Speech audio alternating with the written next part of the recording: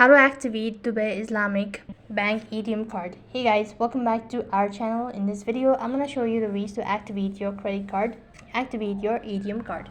For that, first of all, go ahead and open up a browser, or you could also use an application. Either way, the procedure is going to remain the same. So on the web address bar, you just go ahead and type in online.dib.ae. Next, you'll be taken to the official page, and here you need to make sure that you already have an online banking account and logged in into your account. When you're logged into your account, you could go ahead and click on the relationship or summary, and then you could go to a card and select the card that you wish to be activated. Activate the card and set up a PIN options will be displayed under the inactive credit card. So after that, the card activation and setup PIN option will be displayed under the inactive card. Click on this options.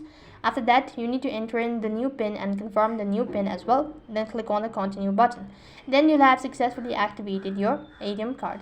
You could also go ahead and enter the OTP and click on the confirm button. Then the card is activated and the new PIN is set. So that is how you could go ahead and activate Dubai Islamic Bank ATM card. That is all for this video. I hope the video was helpful.